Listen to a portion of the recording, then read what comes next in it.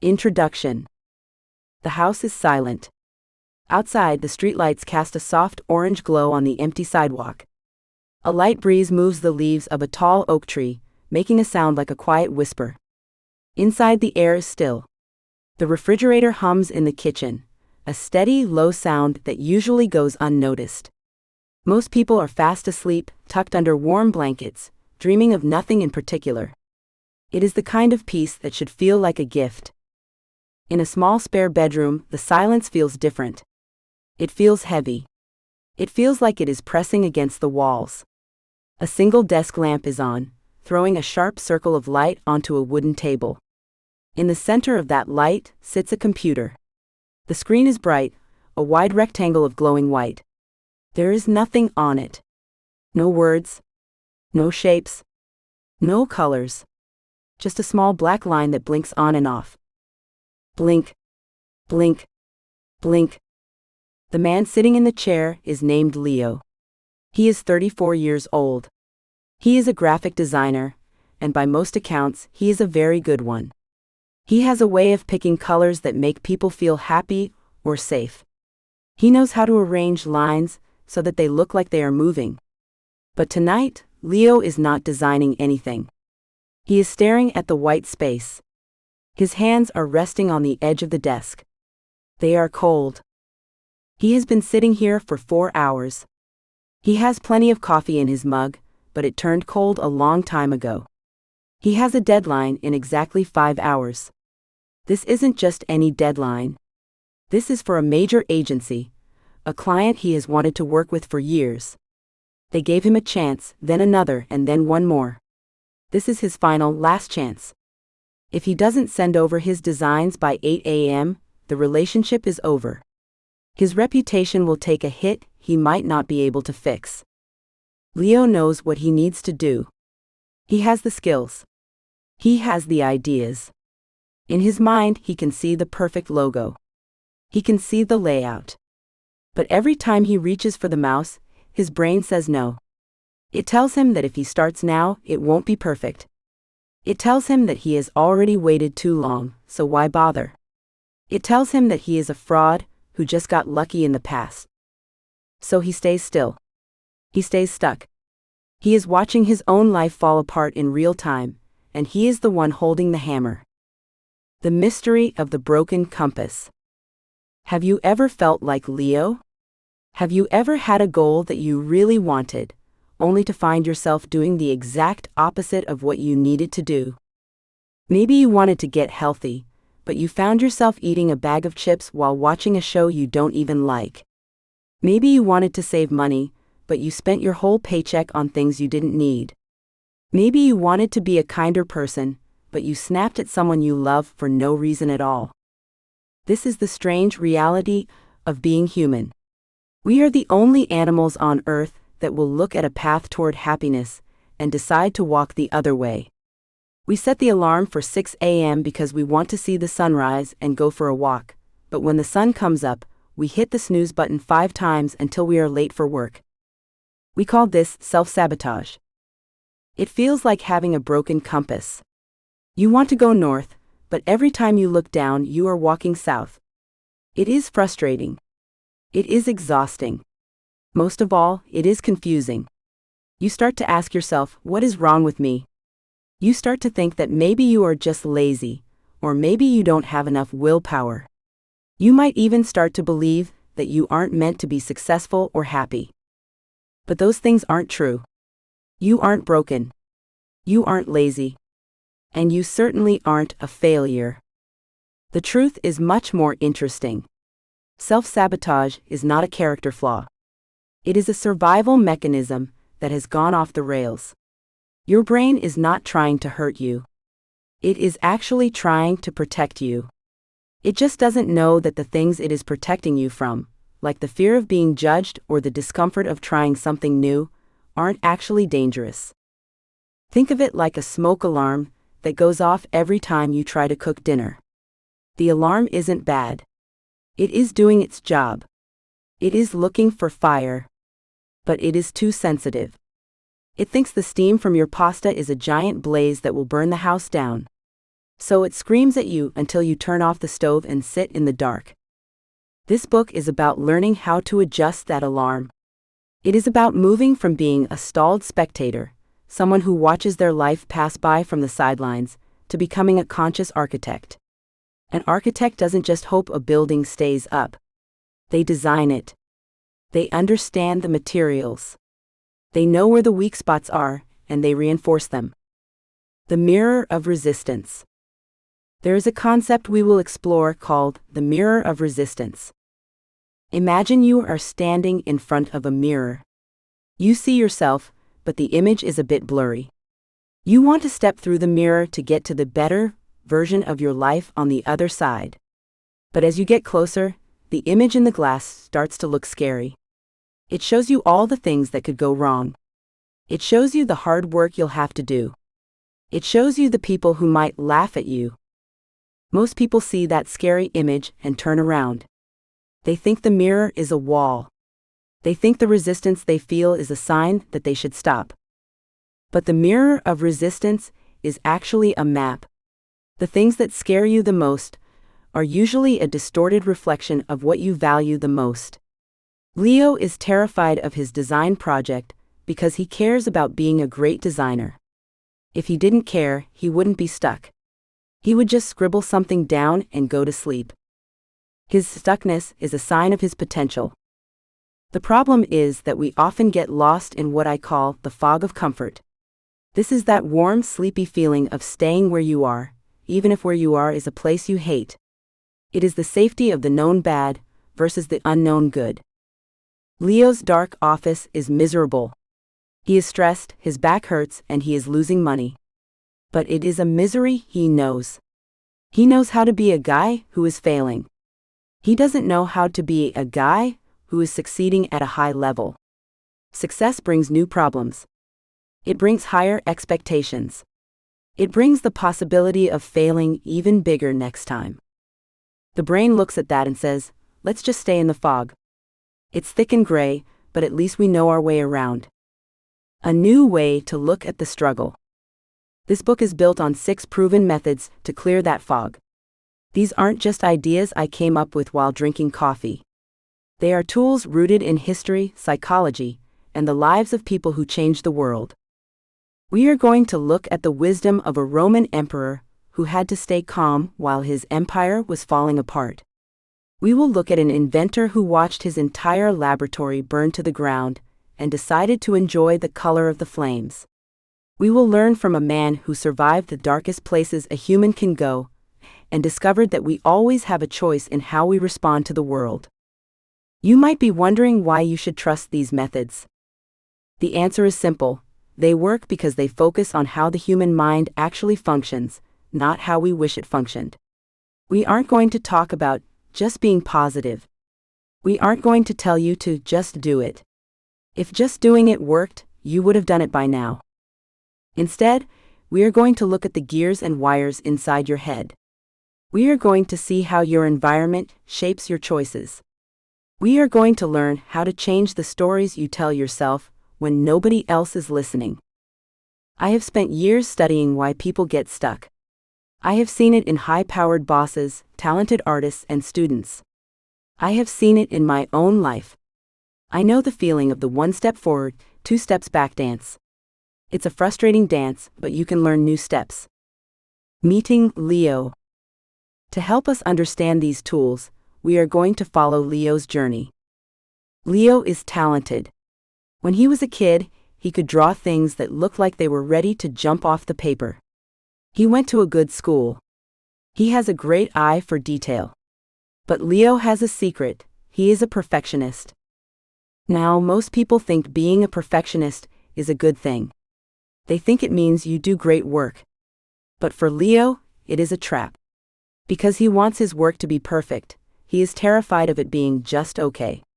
To avoid it being just okay, he waits until the very last second to start. That way, if the work isn't great, he can tell himself, it would have been amazing. It is a way to protect his ego. As long as he doesn't give his full effort, he can't truly fail. He can always say he didn't really try. But this protection is costing him everything. His girlfriend left him 6 months ago because he was always too stressed to go out.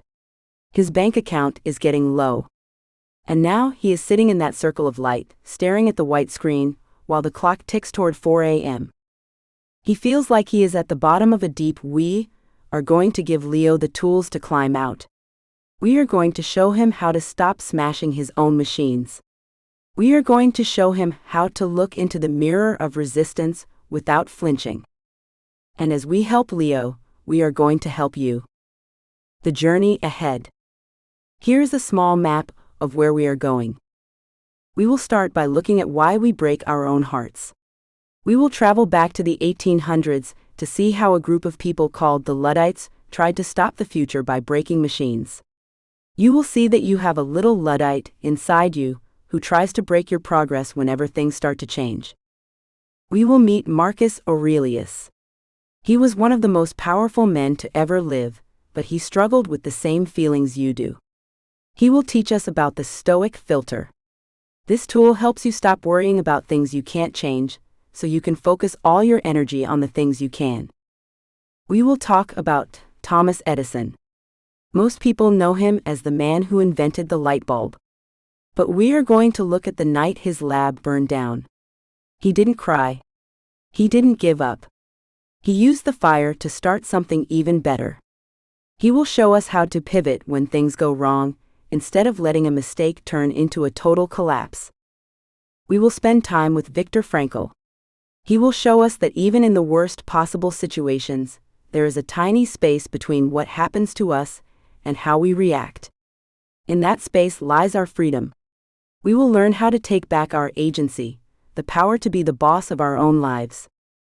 We will also look at the upper limit problem. This is the strange fear of actually winning.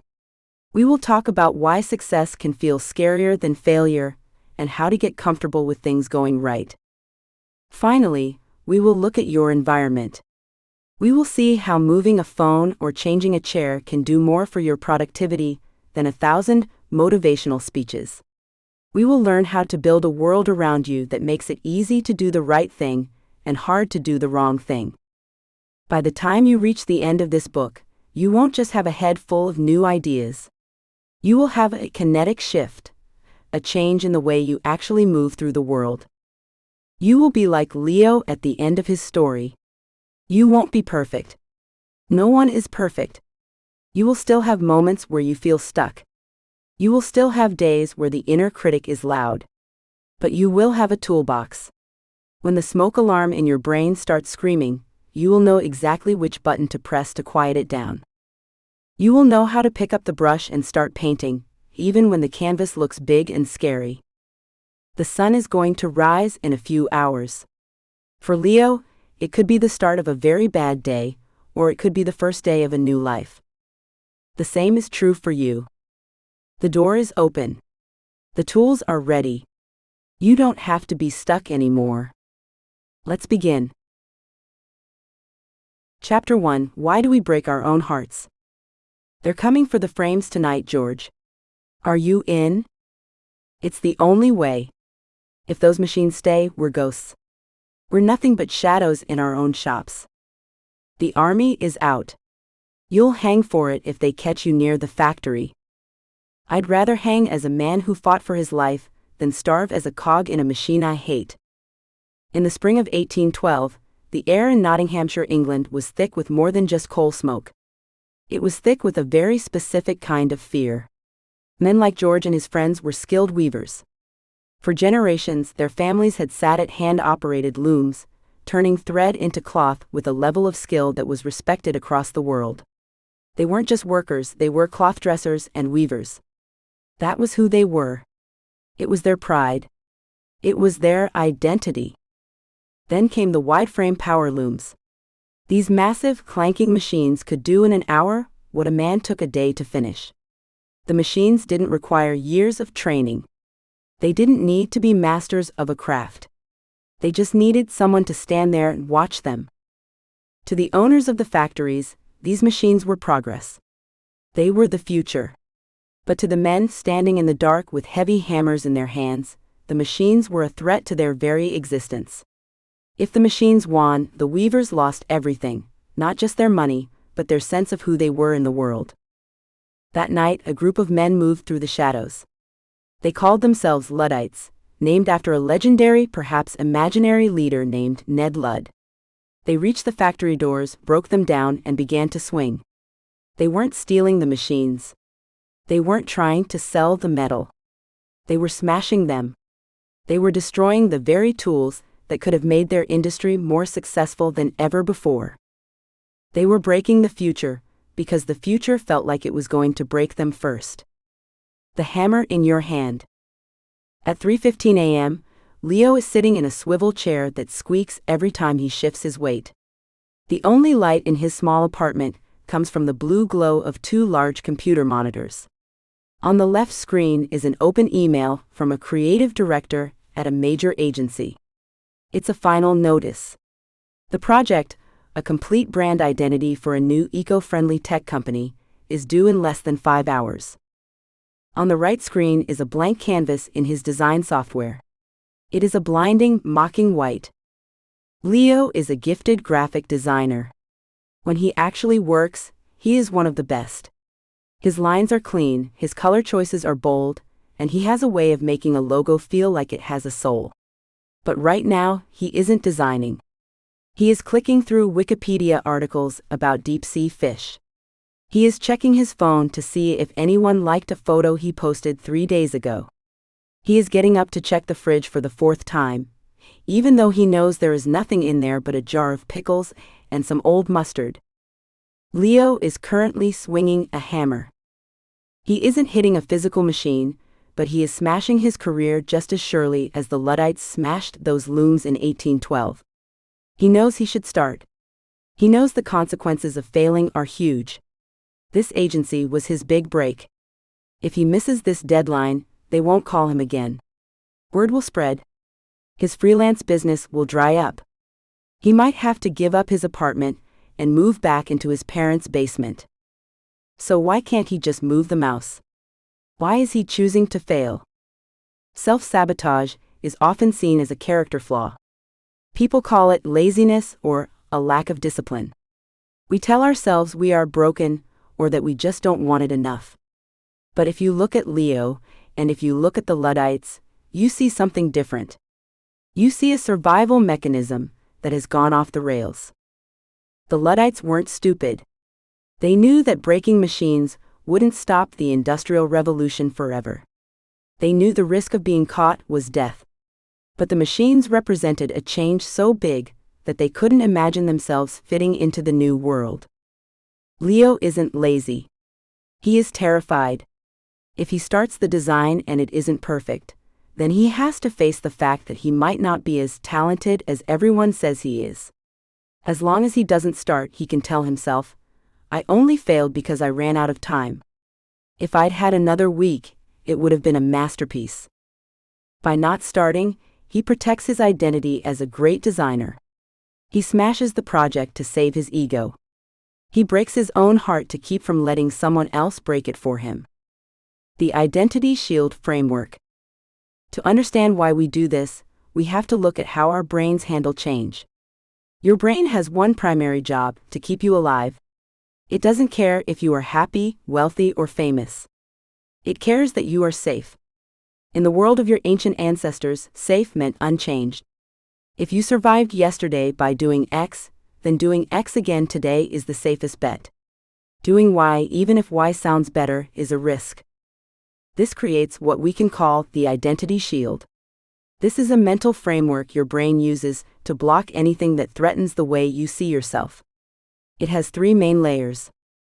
The threat recognition: your brain spots a goal that requires you to change. The fog of comfort: your brain makes the bad current situation feel safe and the good future feel dangerous. The sabotage strike: you take action to ruin the progress before the change can happen. The weavers in 1812 saw the machines as a threat. The machines would turn them into factory workers instead of master weavers.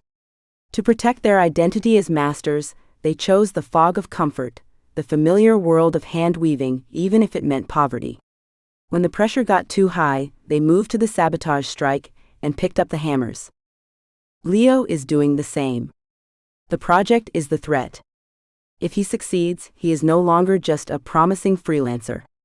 He is a professional with high expectations. That new identity is scary. What if he can't keep it up?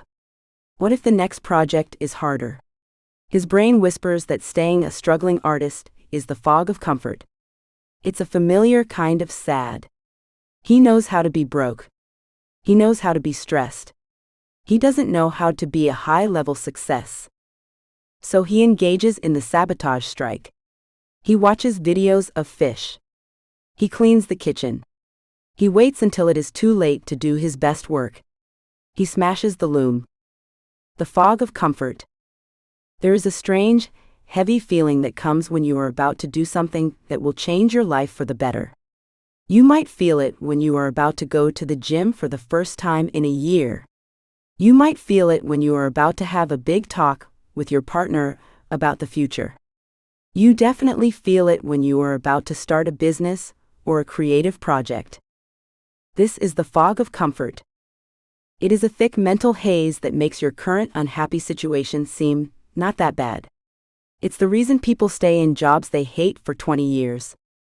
It's the reason people stay in relationships that make them miserable. The brain prefers a known hell over an unknown heaven. In the fog of comfort, your brain uses a very specific kind of logic. It tells you that the unknown is where the monsters are. If you try to lose weight and fail, everyone will see you fail. That's a monster. If you try to get a promotion and get rejected, you'll feel stupid. That's a monster. But if you stay exactly where you are, you know exactly where the monsters are. You've already named them. You've made friends with them. The fog of comfort makes the bad feel safe because it is predictable. Leo is currently lost in this fog. He is miserable sitting in his dark office. His back hurts, his eyes are red, and he is filled with self-loathing. But this is a familiar misery. He has been here before. He knows how this night ends. He knows the excuses he will tell the agency tomorrow. He knows how to handle the "I'm sorry" emails. Success, on the other hand, is a bright, terrifying sun. If he finishes this project and it's a hit, he will have to step out of the fog. He will have to meet new people. He will have to handle more money. He will have to face the pressure of what's next. The fog of comfort is like a warm blanket made of lead. It keeps you still. It keeps you safe. And eventually, it smothers you. Why we break our own hearts. If you ask someone, "Do you want to be successful?" they will always say yes.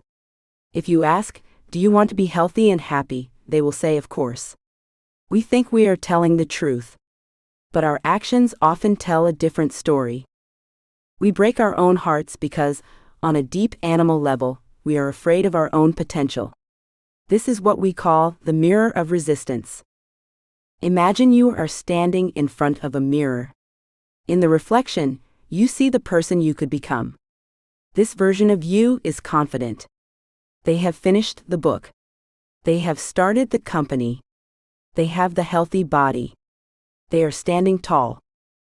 But as you look at that reflection, you realize that to become that person, the current version of you has to die. You have to give up your excuses. You have to give up your fog of comfort. You have to give up the identity shield that tells you it's okay to stay small. The mirror of resistance shows us that our self-sabotage is actually a distorted reflection of what we value most. You don't sabotage things you don't care about. You don't get writer's block when you are writing a grocery list. You don't procrastinate on things that have no meaning to you. You only swing the hammer at the things that have the power to change you. The Luddites didn't smash the windows of the local bakery.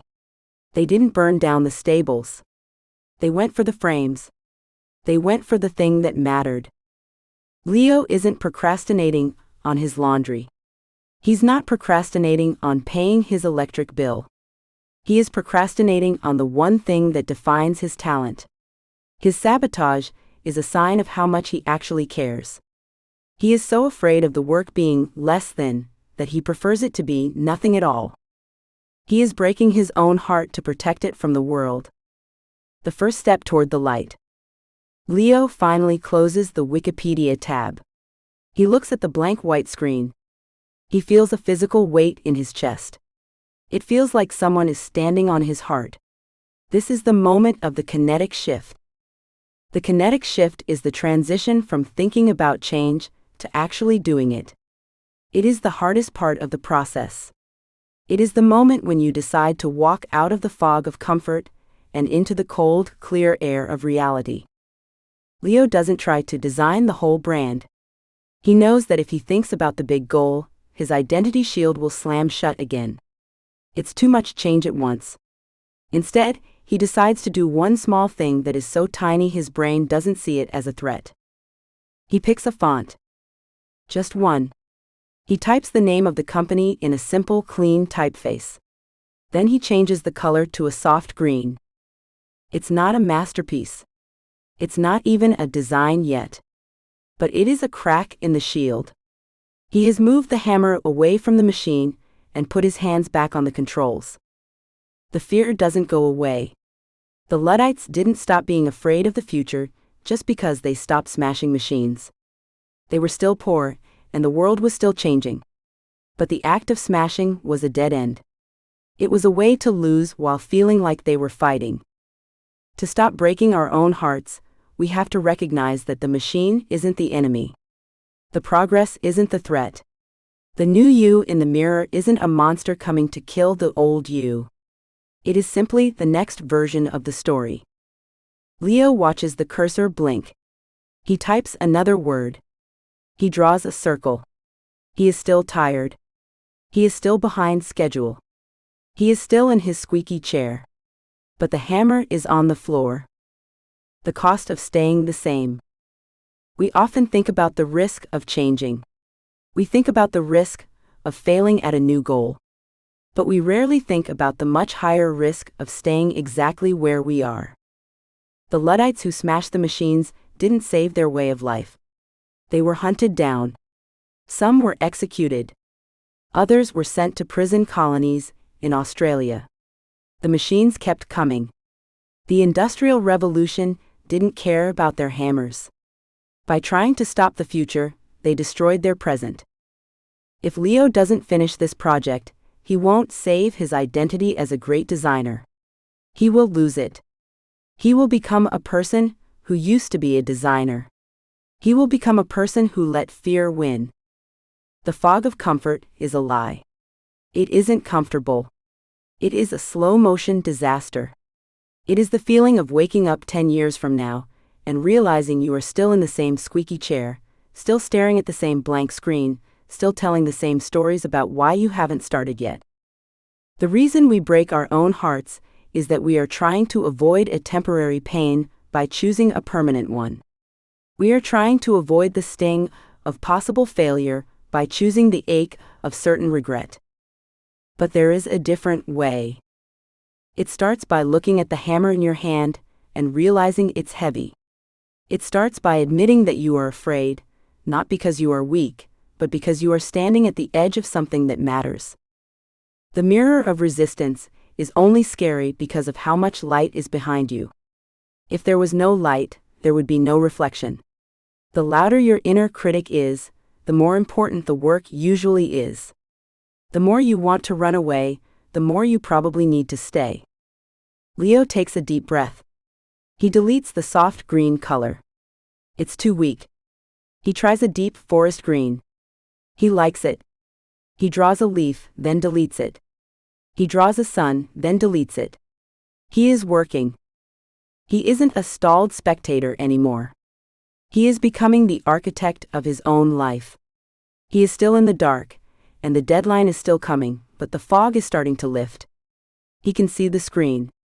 He can see the path. He realizes that he doesn't need to be perfect. He just needs to be present. The heart is a tough muscle. It can handle the work. It can handle the failure. It can even handle the success. The only thing it can't handle is being held back by the very person it is beating for. Leo leans in. The squeak of the chair sounds like a battle cry now. He clicks the mouse. He begins. The hammer is gone.